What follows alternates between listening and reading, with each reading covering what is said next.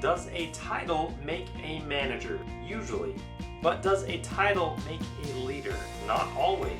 In this episode, hear from Kate Jones, founder of Neon, the leadership and life coaching consulting company, as she shares her 5 C's of the deeply human leadership framework. Hey there, I'm Krista Vance, entrepreneur and operations leader. And I'm Matt Vance, award-winning author and social innovation researcher. We're your hosts of the Culture Profit Podcast. Your place for purposeful company culture strategy. Learn from HR pros, executives, and thought leaders how to prioritize profits by prioritizing people.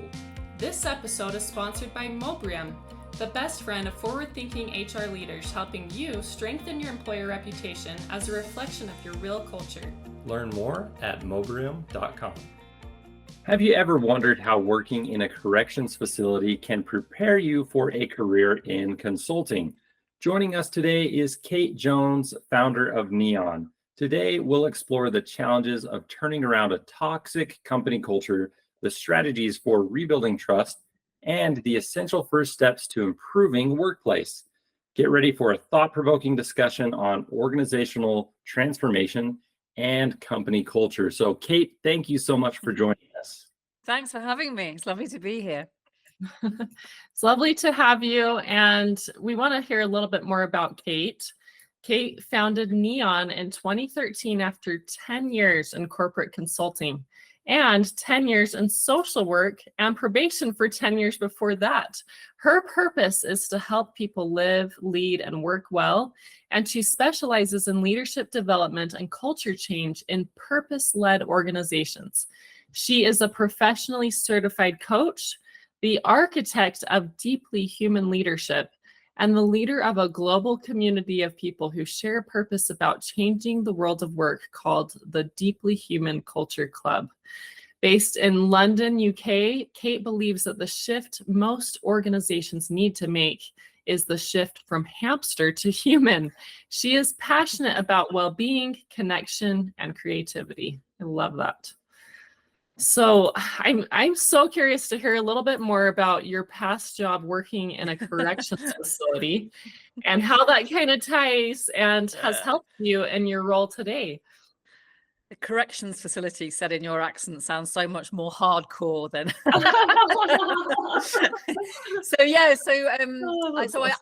I'd studied modern languages at university. I had no idea what I wanted to do. Didn't actually want to do any of the things that most of my colleagues were going off to do, like management consulting, actually, or law, or I don't know what else. And I just wanted to do something that was in line with my values. I had still do, very strong sense of social justice. Anyway, to cut a long story short, I ended up going straight from university to volunteering in a day centre that was run by the probation service, and so was used by all manner of people, not necessarily involved in the criminal justice system, but that were homeless, had mental health problems, had addiction problems, etc. And I absolutely loved it. And it kind of, again, kind of accelerating the story a bit, it led me to train as a social worker and as a probation officer. And I specialized in working as a probation officer. So in various different guises, I was involved in that kind of work for about 10 years. So a lot of the work as a probation officer was about assessing people for community penalties. So once somebody has pleaded guilty or been found guilty, often, unless it's incredibly serious, they'll be assessed to see whether or not they're suitable to be supervised in the community. So that was kind of in the court, and then actually supervising people who were made subject to community penalties in the community, and then doing some visits to people that were on remand in custody to assess them as well. It's funny because lots of people, at the time and since have said, oh gosh, that sounds so difficult. But actually the work with the clients, I really, really loved and found really very human, very deeply human and very rewarding. But the leadership and culture of the public sector was what I could not stand any longer, which is why and also my brain needed a bit more stimulation maybe as well. So I left and joined a management consultancy. And then I was there for 10 years, which sounds much less interesting to the majority of people now. It's kind of like, oh no, tell me about when you were a probation officer. But yeah, and actually to your question about what's the link? I think that I learned pretty much everything that I know about how to well, develop rapport with pretty much anybody from any walk of life, but how to develop relationships that are catalysts for change, which is basically what management consultancy is about, and is definitely what coaching is about. So obviously the kind of nature of the work that I do has changed, and as much as the context has changed a lot. So, I went on from working with, people who'd committed offences of burglary or robbery or who knows what, to working with teams and individuals in an organisational setting, and became increasingly interested in what is it that enables organisational cultures to change and organisations to become more of a force for good and become more human, essentially. So, but I would say that, yeah, that relationship piece is the big link between, and also my motivation, I guess. I've always been interested in making a positive difference in the world, rather than just kind of, I don't know, doing stuff for the sake of doing stuff, or I don't know, whatever other motivations people have. Yeah, I actually observe a link just from what you were saying just now, but I think a lot of times we view people who have committed these crimes as criminals. We Yeah, view them as criminals. And then in the workplace, we don't necessarily, we should, but we don't always view them as people either. We view them as employees, right? Yeah. And so there's really not too big of a difference there in kind of stripping those, I don't know, kind of viewing people not as as the labels instead of their human selves. Yeah. But when we strip that back and we actually care about them as, like you said, being deeply human and trying to understand them. And I mean, I'm sure it was so interesting being around these people that have had, a lot of times they've had horrible upbringings, really hard lives, and you're never going to understand that or even try to understand that if you just see them as criminals. And so on the employee side, trying to understand where people are coming from, when maybe they have a hard day at work, or, what they're bringing to work with them, what they're, when they're having poor performance or any of those things, trying to understand them and help them reach the very best that they can be. Yeah, well, I completely agree. There's lots of ways in which we, through the language that we use, or the labels that we provide, or the distance that we put between us and another person or group of people, we can objectify them and kind of make them into something or someone else, make them into other. And that, leads us into all kinds of difficulty in terms of division and conflict, or a lack of compassion for other people. And I remember actually just a story, because I also volunteer for a charity called Crisis at Christmas, which is something that just provides a kind of segue of services in the kind of Christmas period. And it's used by, some of those people will be mixed up in the criminal justice system, but a lot of them are homeless people who have nowhere to go over Christmas. And there's, again, friends of mine who kind of know that I do this at Christmas say to me, oh gosh, that must be so difficult. And, how do you relate to those people? But actually, to me, it's just like being alongside people, human to human, is one of the things that I enjoy most and makes me feel most alive. And I think that it's a lot of that I completely agree with you, Krista, gets lost in the organizational context as well. And, leaders kind of, especially the larger the organization becomes, lose connection with the human beings that actually make up their teams or their functions or their whole organizations.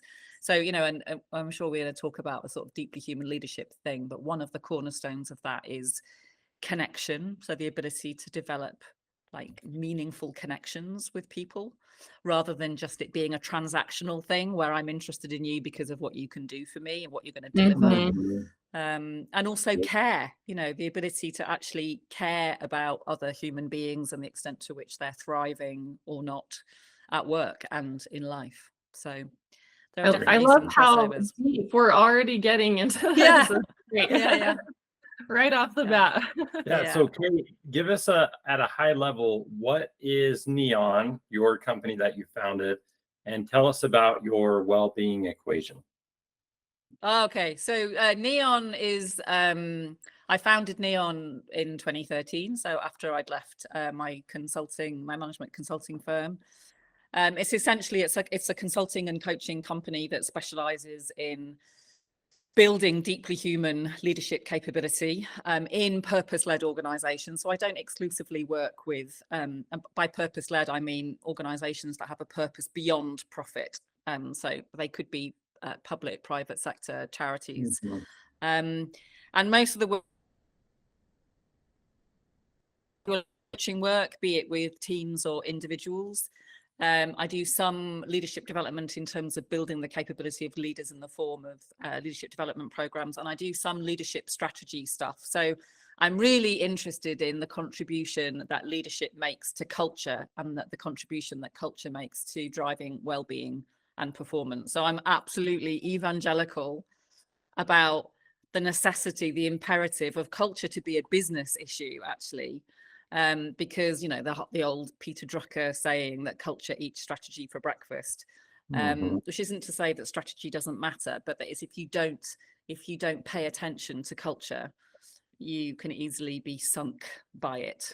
So yeah, so that's most of what I do. And then probably about 20% of what I do is individual coaching for people who are trying to escape the awful cultures of those organizations that they've chosen to work for, or who are just kind of, you know, the call to adventure is in midlife is kind of inviting them to do something else. So I do some life coaching with those people, which is probably going to be less of a focus in our conversation. Yeah. So as you're talking with these leaders, you obviously have a framework. We're talking about your deeply human leadership framework and the deeply human culture club. So tell us more about the framework and how you go about coaching these leaders. Yes, so I have the sort of signature method and framework that I have is called the 5 C's of deeply human leadership. So in essence, for me, deeply human leadership is characterized by clarity of purpose. So leaders who not only are clear about their own and their organization's purpose, but really importantly are able to bring that to life for people so that employees feel a sense of purpose in their day-to-day work, which even in many purpose-led organizations is not a given, because everybody's caught on this hamster wheel of busyness where they're too busy to think or connect to anybody or anything. So clarity of purpose, connection, which I talked about before, which is about relationships. So the ability to inspire relationships of trust and followership amongst people within organizations.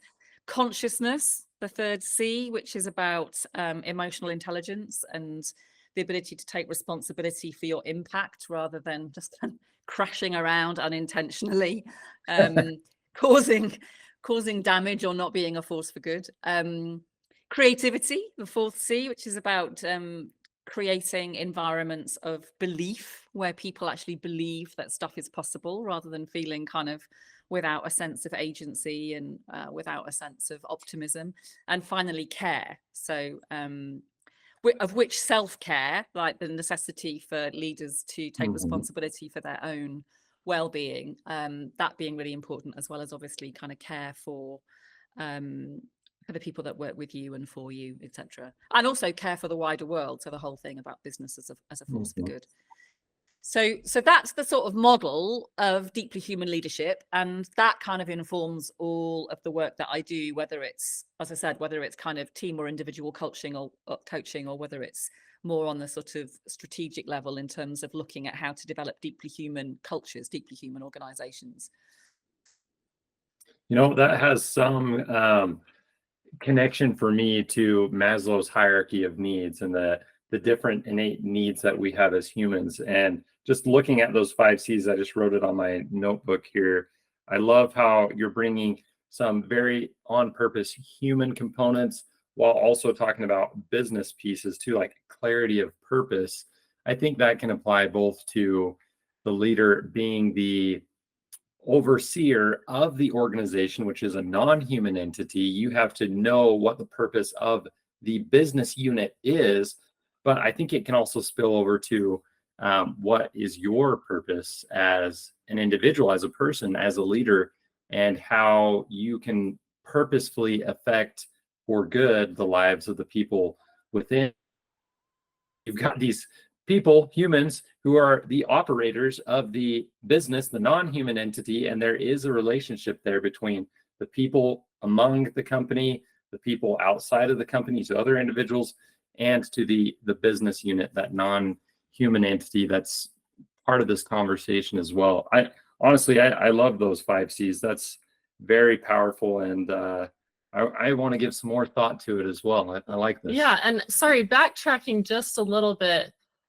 We were gonna ask you a little bit later who you feel in an organization is responsible for culture, and it sounds like you would say the leaders are highly responsible. I would say that it's a shared responsibility. I would say that everybody is responsible for culture, but in terms of, if you look at it I think it's important to look at it through a power lens, and because there are power dynamics in organizations, obviously, like in any system.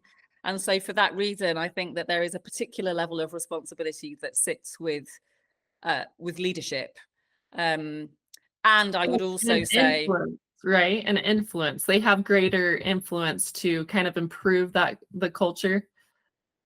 Yeah, influence and responsibility and influence. Yeah.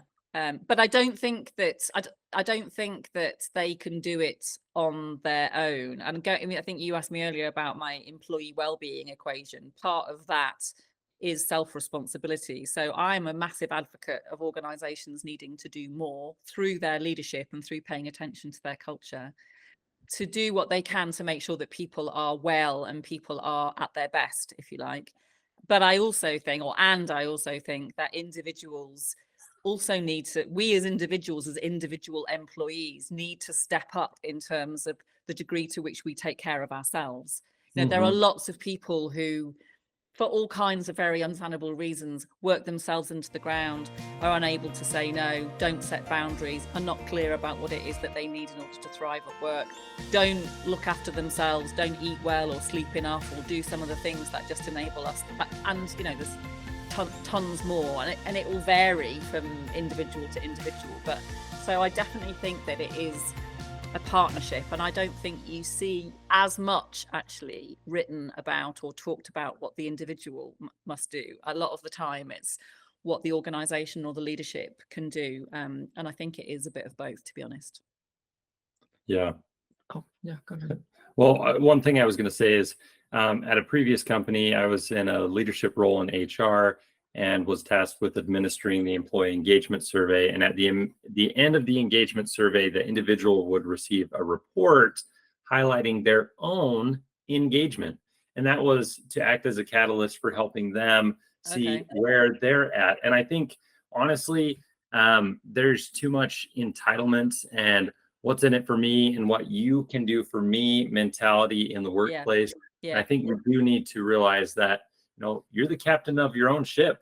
Like, take charge of your own life. And if you don't like where you're at, then it's not good for you or the business. So make a change. And, you know, we've had a lot of layoffs on the scene lately, a lot of shakeup in the marketplace and economy.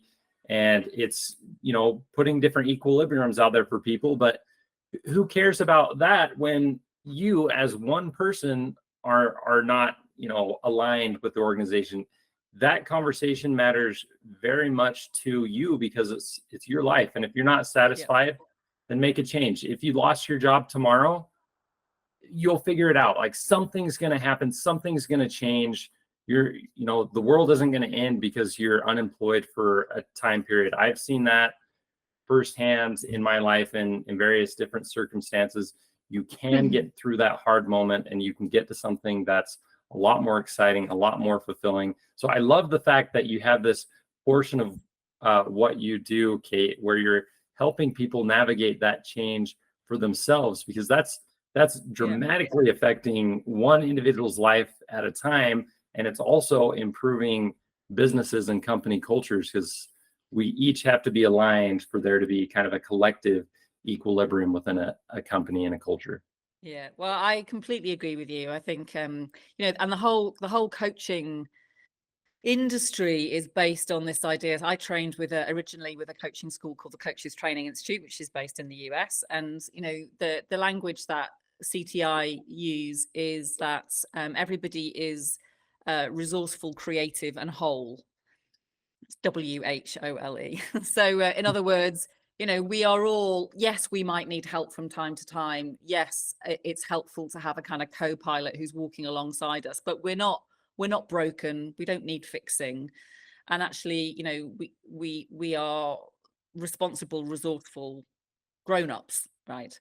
So, and often in organizations, you can find a kind of parent-child cultural dynamic where, the leaders and the managers kind of know best, and they sort of, in fact, in some ways, the whole kind of idea of management is based on the idea that managers kind of somehow know better and will sort of show the those underneath them kind of what it is that they need to do. But I think that that's fundamentally flawed and problematic, and that actually treating people like adults and asking them therefore to take their part of responsibility for themselves and their part to play their part in creating the kinds of organization that they say they want is really important. And at the same time, it's like that is important alongside organizations and leaders kind of needing to do better as well, I would say. Yeah, I would say it's interesting because, we're talking about the influence that leaders have. We're talking about the influence that everyone in an organization has. And I think it's clear that everyone impacts the culture. They are what makes up a culture of a company. It is the people. Yeah. And so if you go in there with that purpose of helping these individuals and everyone kind of being on the same page, I mean, that's where you want to get company values and the impact that has, and actually incorporating them into it, not just creating your values and never looking at them again, but trying to make Bring that to life. ingrained in the culture, in the people, what create the culture. In the day-to-day reality. Yeah. I mean, Matt, you were saying before, you're talking about kind of people versus the business, but I mean, the business is people, really. There is no business. I mean, yes, there's kind of policies and procedures and structures, but really all of those things are made by people and in service of people, and without people, businesses don't exist, do they? Yeah. Right. No, I think you're totally right. So I'm curious, in all of your consulting that you've done, you've probably come across some companies or some organizations that they're doing pretty well, but you go in and you're able to help them really improve. And then you've probably come across some organizations that are struggling with this and maybe have more of a toxic culture. And I'm just curious, how that's been as in your role as a consultant, helping organizations that are doing pretty well and then maybe some that are more toxic. What impact do you see? Like, is it possible for these companies that have, or organizations that have more of a toxic culture, to come back from that, to improve? And what are there certain things you have to do to see that through? And then I'd also like to hear maybe a little bit about just those who are already doing pretty well and how they're able to come even further. God, there's a lot of questions in that. Loaded. I mean, probably, so I've been consulting and coaching for 22 years or something, and probably in terms of when I'm asked to come in and do stuff around culture and leadership, it's usually because it's not going terribly well. So and also let's be clear, it's actually the whole world of organizational culture is really incredibly complex.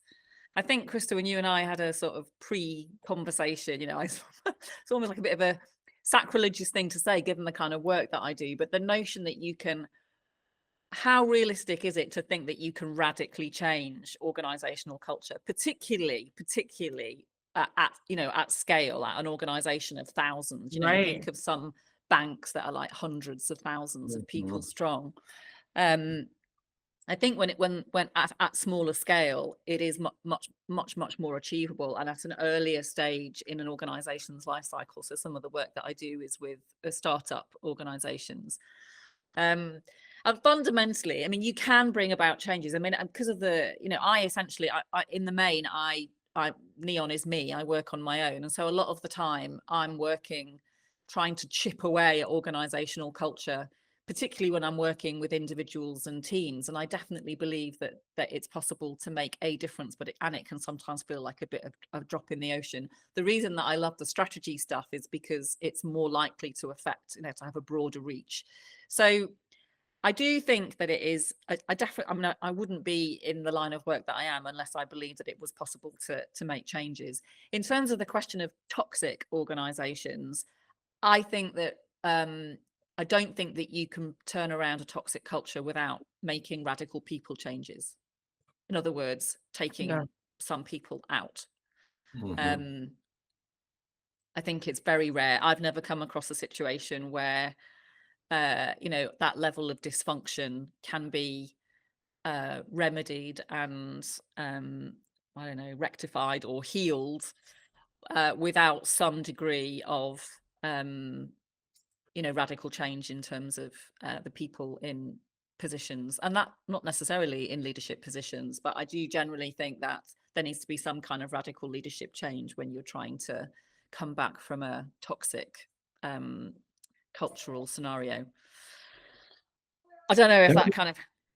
I just had one thought on that piece. I agree with you about the need for removing some players in the game, essentially.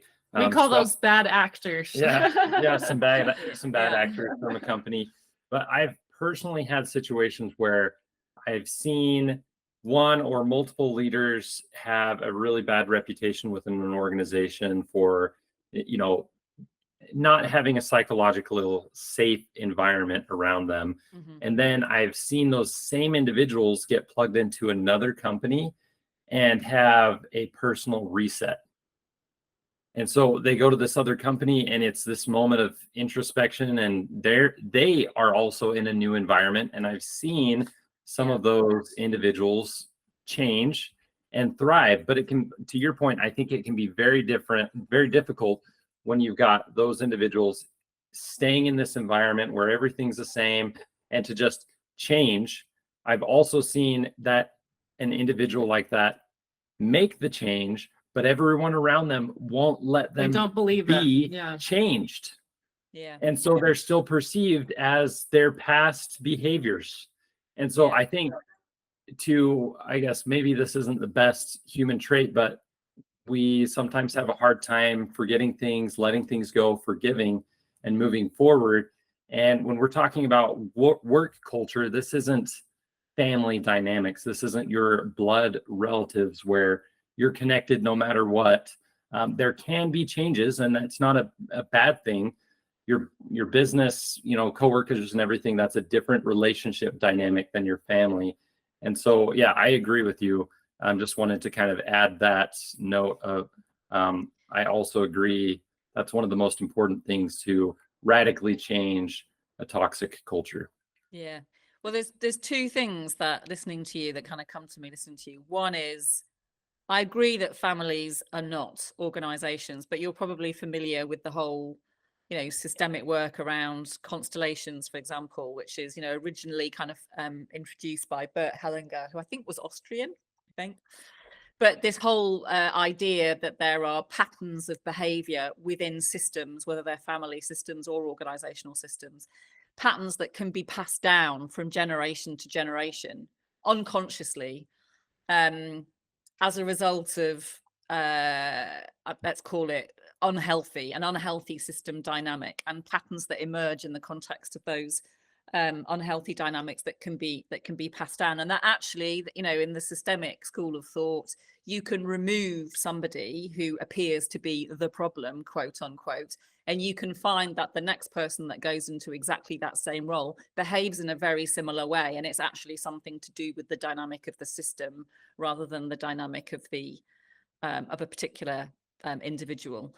So I find that really interesting. I was also kind of thinking about, when you're talking about an individual who goes from one organization to another and then has a kind of personal reset. If you think about it in the context of human relationships, somebody can behave a certain way in a intimate, a romantic life partnership type scenario. That relationship breaks down, that person goes off to another relationship, and actually in the dynamic with this other person finds a different way of behaving and a different way of being and a different way of being in relationships. So that's one thing. And the other thing is about the power of the environment. And this, in some ways, this is another connection back to my probation and social work days. In the world of addiction, there's a lot. I'm talking about, the rehabilitation of offenders in the prison system, for example. There's so much evidence of the fact that, people kind of get taken out of the environment, their social environment of rubbish housing and no employment, and a peer group that is behaving in a similarly unhealthy way, let's call it. You take them into the prison environment and then you return them afterwards to the same environment from whence they originally came and where they originally kind of developed these addictive habits or patterns of thinking and behaving. And lo and behold, they relapse and they behave in a similar way. So there's something about the power of the environment that is incredible. Organizational culture goes back to this thing about it being an unbelievably powerful force that is really difficult to unpick and say exactly what is it that is causing this kind of current, this sort of tidal wave of power and influence on the way people behave. But it's definitely a thing. So many things that influence the culture. And I think environment is a huge one. And ultimately it comes down to the individuals that make up an organization. Yeah. I've thoroughly enjoyed our conversation today, Kate. Thank you so much for being with us. I really enjoyed it too. We could have carried on talking for ages. I know. That's what I was thinking. Oh, that was honestly fantastic. And for all of our listeners, we will have a link so you can connect and follow Kate on LinkedIn and research a little bit more about her business, Neon. We're so grateful for you being here. Thank you for taking some time, Kate. Thank you both so much. Thanks for tuning in to the Culture Profit podcast and for being a part of our journey to prove that putting people first is best for business. Today's episode was sponsored by Mobrium. Want to get more employee reviews and streamline your employer reputation? Visit mobrium.com. Now go find one way to prioritize your people and watch your profits grow.